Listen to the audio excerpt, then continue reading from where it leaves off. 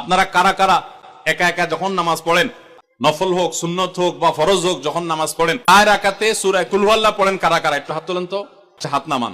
খুশি হয়ে হাত তুলছেন, মনে করছেন প্রশংসা পাবেন।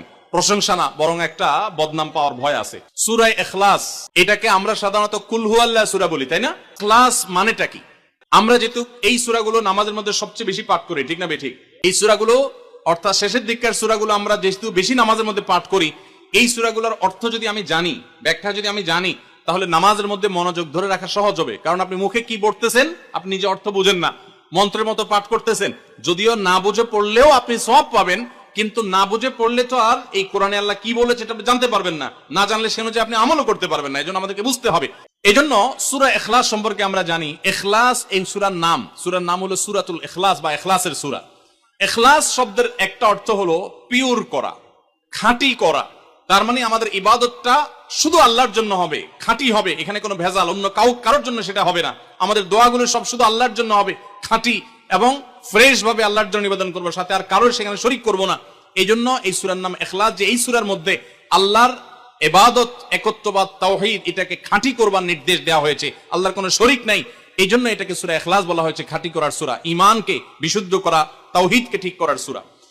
একইভাবে ইখলাসের আরো বিভিন্ন অর্থ এবং বিভিন্ন ব্যাখ্যা আছে, আমরা শুধু এটুকু বলি। এরপর আসা যাক সূরা কুল হুয়াল্লাহ।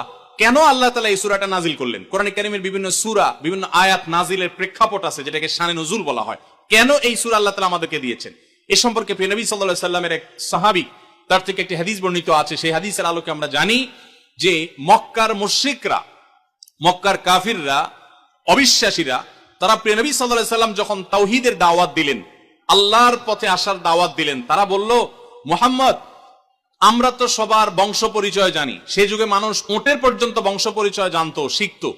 তো নবী সাল্লাল্লাহু আলাইহি সাল্লামকে তারা জিজ্ঞাসা করেছে, মুহাম্মদ, তোমার যে আল্লাহর কথা বলো, ঈমান আনার জন্য বলো, তোমার আল্লাহর বংশ পরিচয়টা একটু আমাদেরকে জানাও। মক্কার মুশরিকদের এরকম হাস্যকর দাবি শোনার পর প্রিয় নবী সাল্লাল্লাহু আলাইহি সাল্লামের প্রতি আল্লাহ তাআলা এই সূরা নাজিল করে তাদের এই প্রশ্নটা যে অবান্তর, আল্লাহ তাআলার যে কোনো বংশ পরিচয় নাই, আল্লাহর যে কোনো জন্মদাতা নাই, তিনি যে কোনো জন্মদাতার মুখাপেক্ষী নন, সে বিষয়টাকে আল্লাহ তাআলা বিশদভাবে এই সূরাতে বিবৃত করেছেন, বর্ণনা দিয়েছেন। এই জন্য ওই প্রেক্ষিতে এই সূরাটা নাজিল হয়েছে।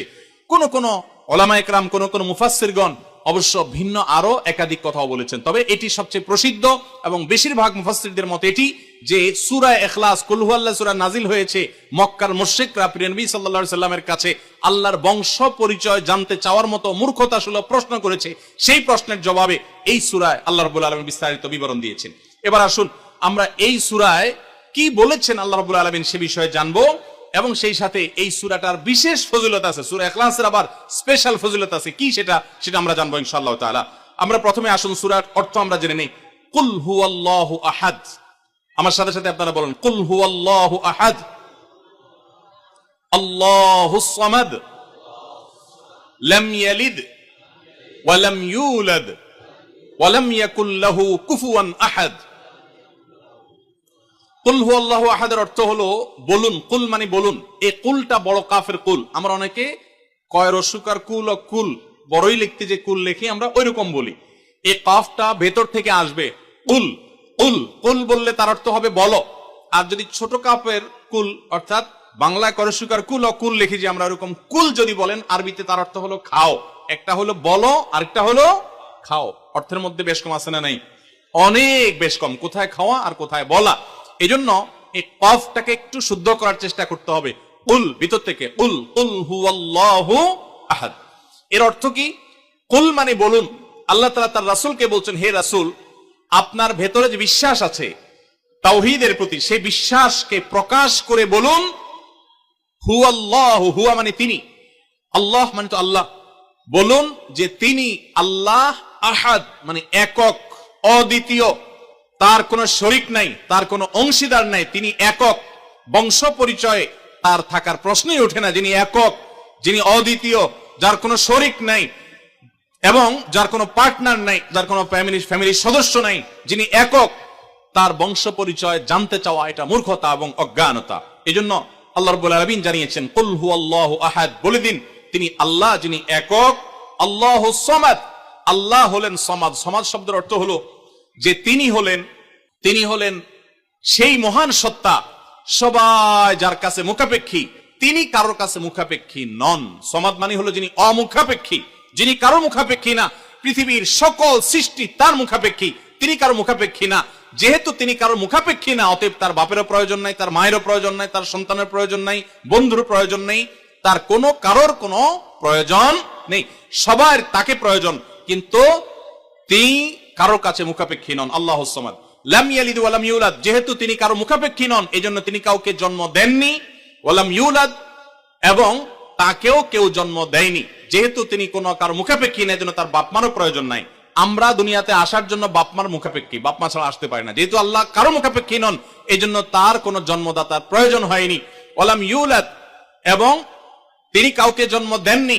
কারণ আমাদের সন্তান সন্ততি জন্ম দিতে হয় আমাদের প্রয়োজনে, কারণ আমার বংশধারা ধরে রাখতে হবে, আমার নামটা ধরে রাখতে হবে, আমার সম্পদ রক্ষণাবেক্ষণ করতে হবে, বৃদ্ধকালে আমাকে দেখাশোনা করতে হবে।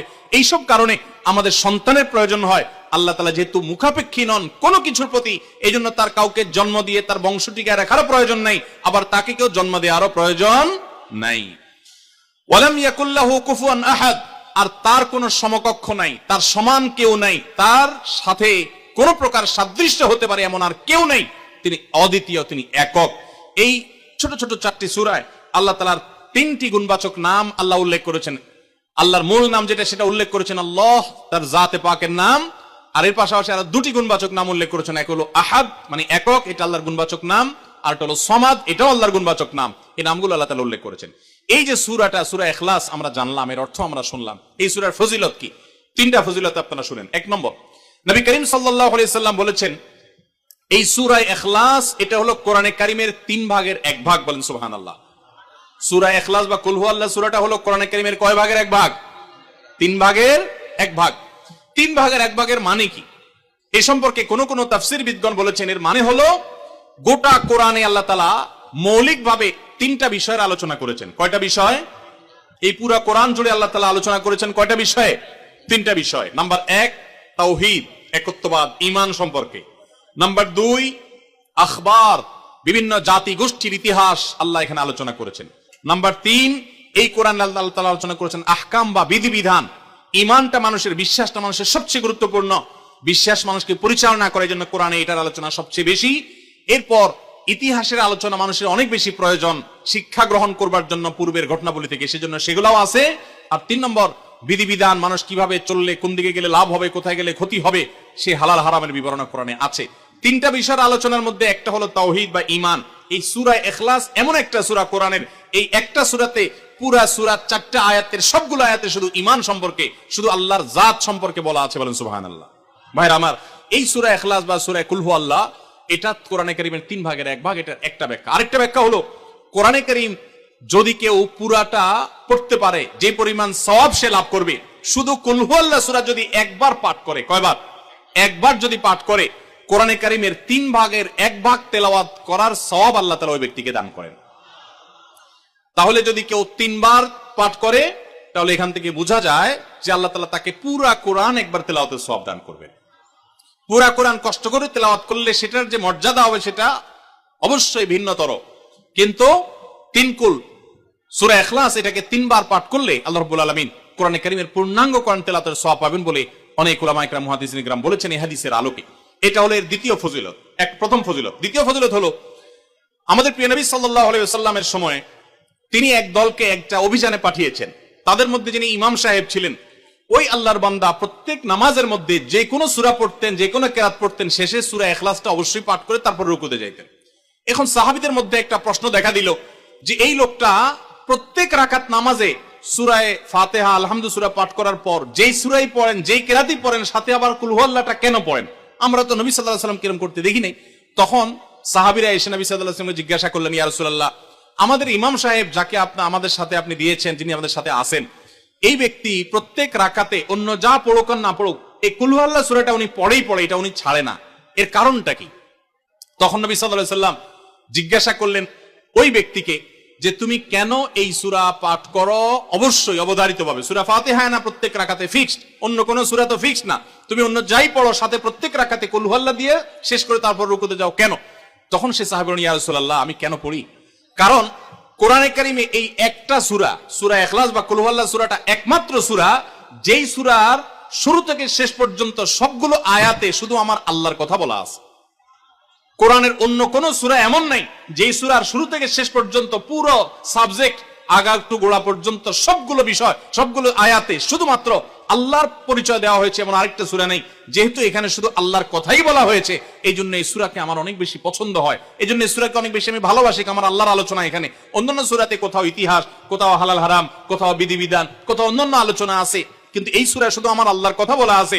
এই জন্য আল্লাহর মহব্বত এই সূরাকে আমি অনেক ভালোবাসি, কুল হুয়াল্লাহ সূরাকে। নবী করিম সাল্লাল্লাহু আলাইহি ওয়াসাল্লাম তখন বলেছেন, তোমার এই ভালোবাসার কারণে আমার কাছে ওহী আল্লাহ পাঠিয়েছেন যে আল্লাহ তাআলা তোমাকে স্পেশালি ভালোবাসে। এবং অন্য বর্ণনায় আসছে নবী সাল্লাল্লাহু আলাইহি ওয়াসাল্লাম বলেছেন, হুব্বুকা ইয়্যাহা ইউদখিলুকাল জান্নাহ, তুমি এই সূরাকে যে ভালোবাসো, এই ভালোবাসার কারণে আল্লাহ তাআলা তোমাকে জান্নাতে প্রবেশ করাবেন, সে ওয়াদা করেছে। অতএব ভাই আমার, সূরা ইখলাস বা কুল হুয়াল্লাহ সূরাকে স্পেশালি আমরা মহব্বত করব, ঠিক আছে না ইনশাআল্লাহ? এই সাহাবীর পাশাপাশি মদিনায় আরেক সাহাবী, তিনিও ইমামতি করতেন এবং ইমাম হিসাবে দায়িত্ব প্রাপ্ত ছিলেন নবী সাল্লাল্লাহু আলাইহি ওয়াসাল্লাম তরফ থেকে, তিনিও একই কাজ করতেন। তার ব্যাপারে নবী সাল্লাল্লাহু আলাইহি ওয়াসাল্লামের একই রকমের জবাব দেওয়ার কথা আমরা হাদিস থেকে জানতে পারি। সেখান থেকে সূরা ইখলাসের মর্যাদা বোঝা যায়। আমরাও অনেকে সূরা ইখলাস প্রায় রাকাতে পড়ি, আছে না নাই? আপনারা কারা কারা একা একা যখন নামাজ পড়েন, নফল হোক, সুন্নত হোক বা ফরজ হোক, যখন নামাজ পড়েন প্রায় রাকাতে সূরা কুল হুয়াল্লাহ পড়েন? কারা কারা একটু হাত তোলেন তো। আচ্ছা, হাত নামান। খুশি হইয়া হাত তুলছেন, মনে করছেন প্রশংসা পাবেন। প্রশংসা না, বরং একটা বদনাম পাওয়ার ভয় আছে। হাতটা তোলাইছি আমি, আপনারা মনে করছেন সবসময় হাত তুললেই শুধু জিতা যায়।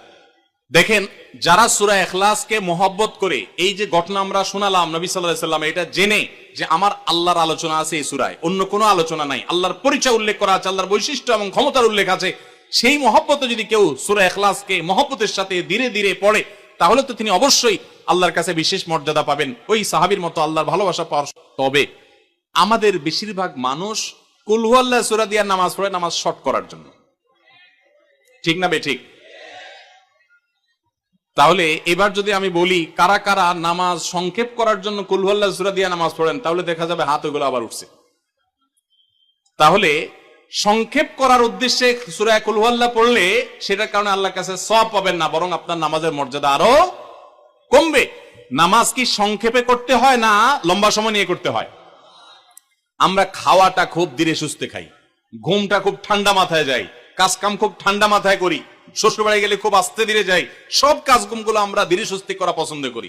শুধু নামাজের বেলা আসলে, জিকির তসবির বেলা আসলে আমরা 4G 5G গতিতে, তুফান মেইলের গতিতে যত তাড়াতাড়ি সম্ভব করার চেষ্টা করি। সব জায়গায় গতি ভালো না, মোবাইলের নেট স্পিডের গতি ভালো বুঝলাম, কিন্তু তেলাওয়াত যে যত ধীরে ধীরে করবে, নামাজ যে যত আস্তে আস্তে পড়বে, আপনি মসজিদে লক্ষ্য রাখবেন, আপনার মসজিদে যেই লোকটার নামাজে সবচেয়ে বেশি সময় লাগায়, যেই লোকটার 2 রাকাত নামাজে সবচেয়ে বেশি সময় ব্যয় করে, আপনি নিশ্চিত ধরে নেবেন এই লোকটার নামাজি হিসাবে তত আল্লাহর কাছে প্রিয় এবং শ্রেষ্ঠ। অতএব সময় নিয়ে নামাজ পড়বো তো ইনশাআল্লাহ।